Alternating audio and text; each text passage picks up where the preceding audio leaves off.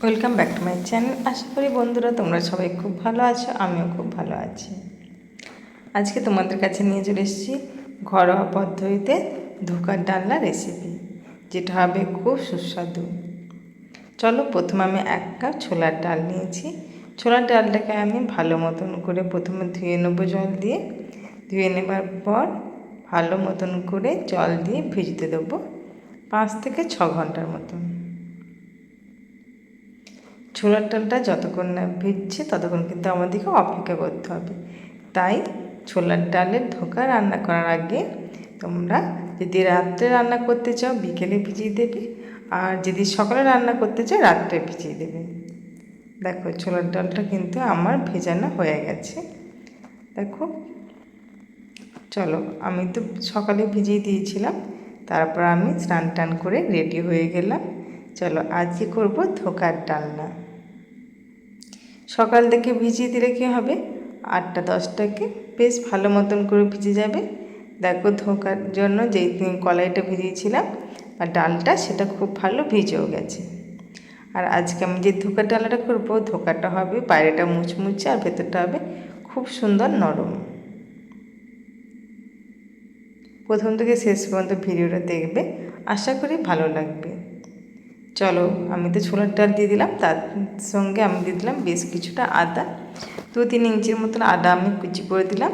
দিলাম কাঁচা লাল লঙ্কা, 1 চামচের মতন চিনি দিলাম, পরিমাণ মতো নুন দিলাম,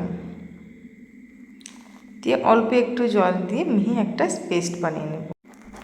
চলো, ছোলার ডালটা আমি ভালো মতন করে মিক্সিং জারে পেস্ট করে নেবো। তোমরা চাইলে শিলেতেও কিন্তু বেটে নিতে পারো, কিন্তু মিক্সিং জারে করলে ডালের যে ভেজানো জলটা ছিল ওই জলটাই আমি এখানে দিচ্ছি। দিয়ে চলো আরও কিছুক্ষণ আমি ঘুরিয়ে নিয়ে দেখা যাক যে কতক্ষণে পেস্টটা ভালো মতন হয়। দেখো, খুব সুন্দর পেস্ট হয়ে গেছে। চলো, এবারে রান্নাটা করা যাক। চলো, এবার আমি একটা কড়াই নিয়েছি, কড়াইয়ের মধ্যে অল্প একটু সর্ষের তেল দিলাম। দেওয়ার পর দিয়ে দিচ্ছি 1 চামচের মতন কালো জিরে, তার সঙ্গে দেব হিং। এটা মাস্ট, ধোকা তৈরি করার জন্য হিং আর কালো জিরে কিন্তু মাস্ট। এটা দিলে কি হয়, টেস্টটা কিন্তু ভীষণ ভালো হয়। চলো, সমস্তটা দেওয়া হয়ে গেছে। এবারে কী করব, আর একটু হিং লাগবে মনে হচ্ছে। হিংটা একটু কমই হয়েছিল, আর হিং কেন যে জমে যায় আমি বুঝতে পারি না। হিং আমি সানরাইজের হিং ব্যবহার করি, মাঝে মাঝে দেখেছি হিং কিন্তু জমে যায়। তোমাদের কাছে কোনো যদি টিপস থাকে প্লিজ আমাকে কমেন্টে জানিও, যে কোনো কিছু উপায় আছে নাকি যে হিং যাতে না জমে তার জন্য।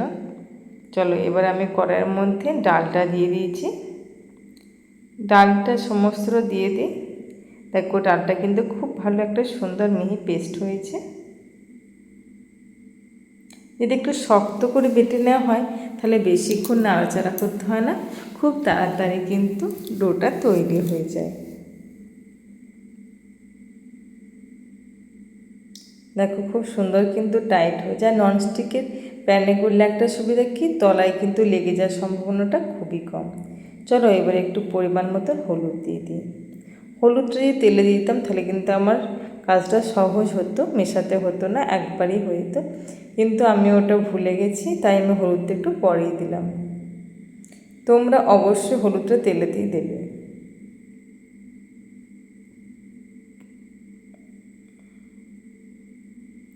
চলো, এইভাবে হালকা হাতে পুরোটা আমি ভালো মতন করে নাড়াচাড়া করে নেবো। এখানে আমি একটি চামচ নিলাম, আমি চামচটা দিয়ে কাজটা মনে হচ্ছে খুব তাড়াতাড়ি হবে। স্প্যাচুলাটা দিয়ে খুব তাড়াতাড়ি কাজটা আমার হচ্ছিল না, তাই আমি এখানে একটা হাতা নিলাম। দেখো, সমস্তটা খুব ভালোভাবে মিশে গেছে। ব্যাস, চলো, এবার আমি একটা পাত্র নিয়েছি। পাত্রের মধ্যে অল্প একটু গাওয়া ঘি লাগিয়ে নিয়েছি, সেটা আমি স্কিপ করে গেছি।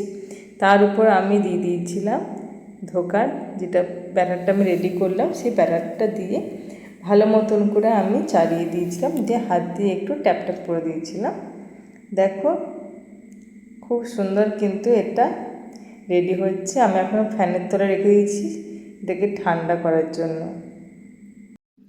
এই সময় আমি আলুগুলো কেটে নিই। চলো, আলুগুলো আমি খোসা ছাড়িয়ে নিয়েছি খুব ভালো করে।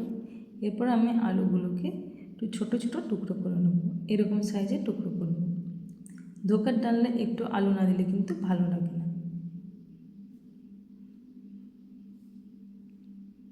আলুটাকে আজকে আমি ভেজে নেব অল্প তেলেতে, তাই আমি আলুটাকে মাঝারি সাইজ করে কেটে নিলাম। এবারে আলুটাকে আমি ভালো মতন করে পরিষ্কার করে ধুয়ে নেব, যাতে কোনো রকম গায়ে নোংরা না লেগে থাকে। কড়াইয়ের মধ্যে অল্প তেল দিয়ে দিয়েছি, ওতে একটু হলুদ দিয়ে দিয়েছি, দিয়ে আলুগুলোকে আমি মিডিয়াম ফ্লেমে ঢাকা দিয়ে ভালো মতন করে ভেজে নেব, যাতে অর্ধেকটা সিদ্ধ হয়ে যায়। ততক্ষণ আমাদেরকে অপেক্ষা করতে হবে। ঢাকা দিয়ে রান্না করলে রান্নাটাও কিন্তু খুব তাড়াতাড়ি হয়। দেখো, চলো এবারে ঢাকা দিয়ে দিই। আর ওদিকে ধোকাটা হয়তো ঠান্ডা হয়ে গেছে। দেখো, ফ্যানের তলে যেহেতু রেখে দিয়েছি, ধোকাটা ঠান্ডা হয়ে গেছে। এবারে চলো ওটাকে সাইজ মতন কেটে নিই। আমি এখানে মিডিয়াম সাইজ করব, খুব বড় সাইজ করলে ধোকা ভেঙে যাওয়ার সম্ভাবনা খুব বেশি থাকে। আমি এখানে অনেকটা পরিমাণ ধোকা করেছি, তাই আমি বেশ কিছুটা রেখে দেবো কন্টেনারের মধ্যে। এটা আমি অন্য দিন রান্না করতে কাজে লাগাতে পারবো।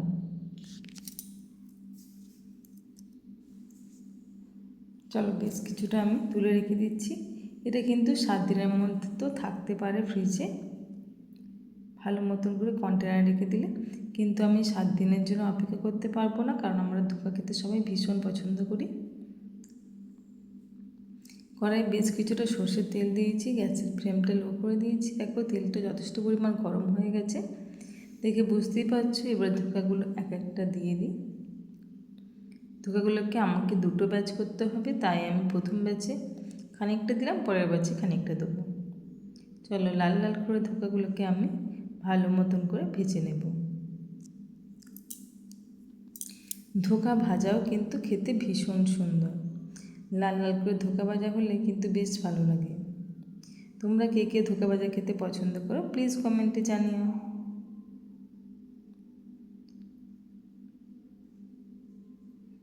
দেখো, সুন্দর লাল লাল হয়ে গেছে, আর উপরে কালো জিরাটা কিন্তু দেখতেও ভারী সুন্দর লাগছে। দেখো, আমি এখানে ডিপ ফ্রাই করে নিয়েছি ধোকাগুলোকে। ধোকাগুলো যদি খুব ভালো মতন ভাজা না হয়, তাহলে তরকারিতে দেওয়ার পরে কিন্তু ভেঙে যাবে। ধোকা প্রথমে ভালো মতন করে লাল লাল করে ভেজে নিতে হবে। চলো, এবারে ভাজা ধোকাগুলো তুলে নিই।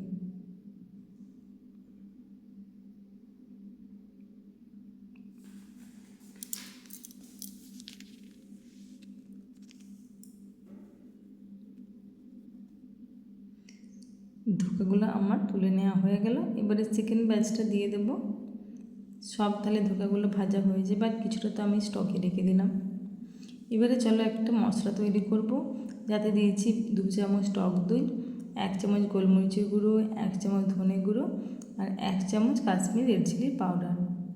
সমস্তটাকে আমি ভালো মতন করে ফেটিয়ে নেব। ওর মধ্যে দিয়েছি অল্প একটু নুন।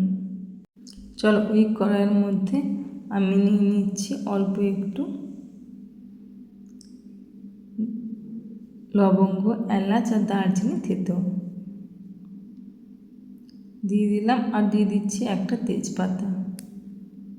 ফোড়নে আমি বেশি কিছু দিচ্ছি না। গরম মশলা, তেজপাতা দিলে কিন্তু ফ্লেভারটা ভীষণ সুন্দর আসবে, যেহেতু নিরামিষ রান্না। আর দিয়ে দিচ্ছি 2 চামচের মতো আদা আর জিরের পেস্ট। দেওয়ার পর আমি একটু জল দিয়ে দিলাম, কারণ প্রচণ্ড মশলাটা চিপকাচ্ছিল, তাই একটু জল দিয়ে দিলাম। 1/2 চামচের মতন হলুদ গুঁড়ো দিয়ে মশলাটা ভালো মতন করে আমি কষিয়ে নেব প্রথমে। এরপর দিয়ে দেব ওই মশলাটা দই, ধনে গুঁড়ো, গোলমরিচ গুঁড়ো, কাশ্মীরি রেড চিলি পাউডার। সমস্তটা দিয়ে আমি ভালো মতন করে কষিয়ে নেব। যতক্ষণ পর্যন্ত তেল ছাড়ছে ততক্ষণ আমাকে অপেক্ষা করতে হবে। দেখো, তেল ছেড়ে গেছে। এবার আমি ওর মধ্যে একটু জল দিয়ে দিলাম, আর একটু মশলাটা কষানোর জন্য।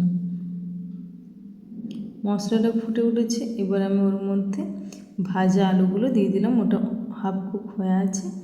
আর অর্ধেকটা যাতে ভালো মতন সিদ্ধ হয়ে যায় তার জন্য আর একটু রান্না করে নিলাম। দেখো মশলাটা কিন্তু আলুর সঙ্গে খুব সুন্দর মেখে গেছে, সেটা দেখেই বুঝতে পারছো। আর আলুর কালারটাও কিন্তু ভীষণ সুন্দর চলে এসেছে মশলার সঙ্গে।